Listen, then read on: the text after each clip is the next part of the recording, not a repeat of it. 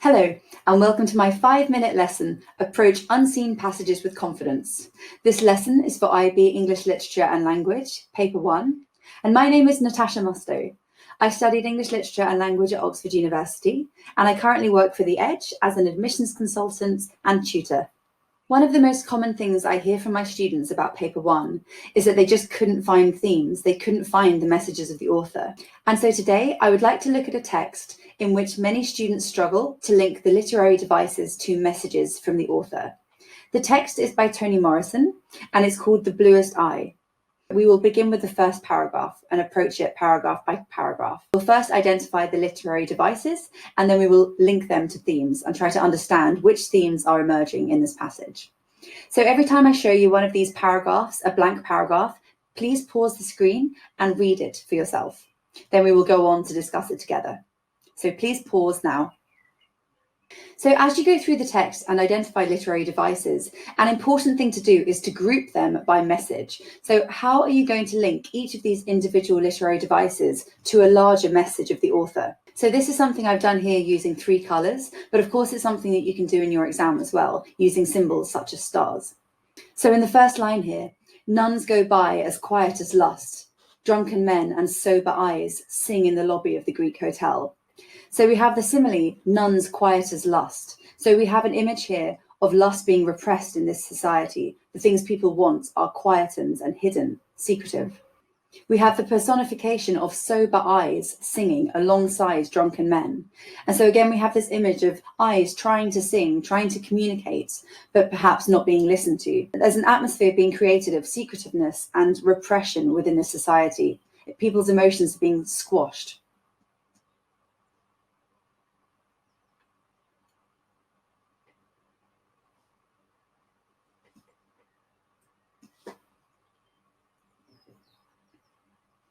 We don't know what this means yet in terms of its importance for the passage, but perhaps as we go on, we'll understand it in terms of class or in terms of race or in terms of whatever is going on in this text. One of the most important things that this first paragraph does is establish the gap between the narrator and her sister and the next door friend, who is obviously of a different social status to them. The next door friend is presented in terms of status objects. Her father owns a cafe. She is sitting inside a car. She is eating bread and butter. Bread and butter usually would not be considered a status object. However, the narrator and her sister desperately long for the bread and butter in this passage, demonstrating that everybody here is of a certain social status, a certain level of poverty, but the neighbour friend is higher status than they are. They long for her bread and butter, and the fact that she has it demonstrates her pride of ownership that they resent so much. She is presented in the last line as being proud and as curling her chewing mouth to express her smugness and her arrogance in the things that she owns and the higher social status that she experiences. The next door friend rolling down the window has symbolic significance. Generally in texts, look out for these barriers between people, for these social lines that divide the social statuses of people involved.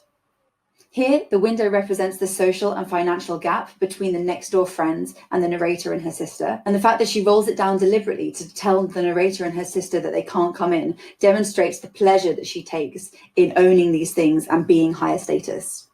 The blue passages that I've highlighted demonstrate the sisters' frustration in their low social status and their poverty status. Not only do they want the neighbour girl's bread, but more than that, they want to poke the arrogance out of her eyes and smash the pride of ownership. Poking, smashing, a sense of violence and a sense of violence caused by indignation and frustration at their low social status. So the important thing here is the social status gap that is set up between the next door friends and the narrator. It shows the type of society that we're operating within. This helps us to understand the first line of this paragraph, which suggests that people in this society are expected to crush down their desires and to hide their needs. Please pause and read the second paragraph. The poverty and low status of the narrator and Frida are demonstrated by the new brown stockings and cod liver oil that they receive to mark the first days of school. These are not high status objects, but merely necessary objects, and the girls are not excited about receiving them. In fact, there is a sense of disappointment and misery associated with them. A social barrier is created in this paragraph between grown-ups, a term that the narrator uses to talk about all adults, and children. The grown-ups are shown to be frustrated and stressed, talking in tired, edgy voices about Zeke's coal company. The children do not demonstrate any real knowledge of what Zeke's coal company is, and I think what's being expressed here is how difficult the adult's world is, and how the children don't have an understanding of that. The children are pulled, however, into the realities of the adult world, having to balance work and money, when they are dragged along in the evening to the railroad tracks, where they fill burlap sacks with the tiny pieces of coal lying about. The children don't offer any explanation for this, and there is a sense that they simply do what they are told.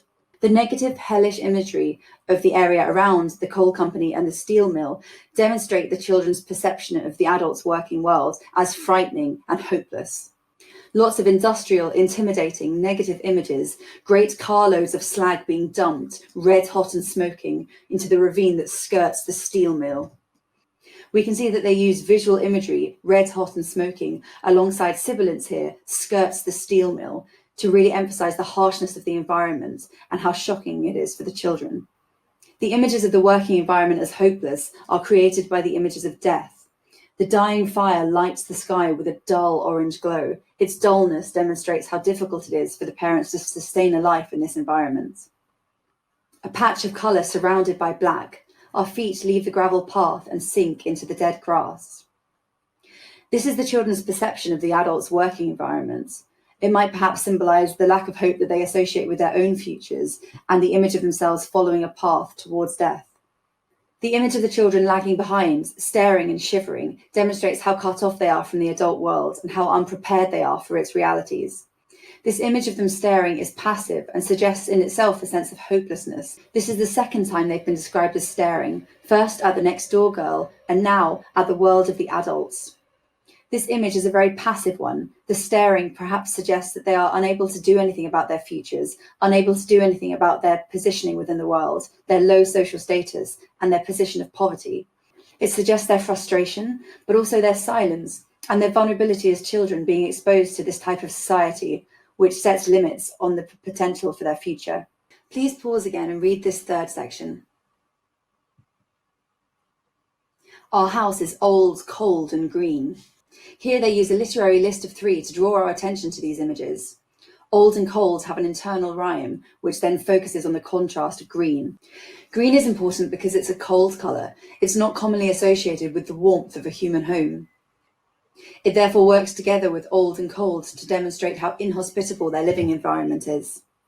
At night, they use a lamp to gather in one large room. The other rooms are braced in darkness, peopled by roaches and mice. The double personification here in the portrayal of the house, with the rooms bracing themselves humanly against the darkness and roaches and mice peopling the other rooms, demonstrates how low status the narrator and her family feel. Their home is so inhospitable that they are lowered to the level of animals and objects. Again, in this paragraph, the author emphasizes the gap between adults and children in this world.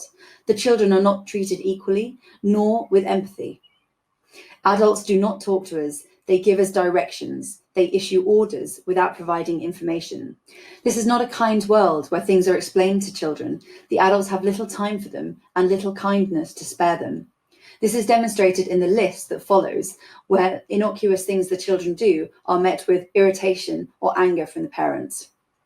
When we trip and fall down, they glance at us. If we cut or bruise ourselves, they ask us, are we crazy? When we catch cold, they shake their heads in disgust at our lack of consideration. We need to consider here what the message of the author is in relation to the parents.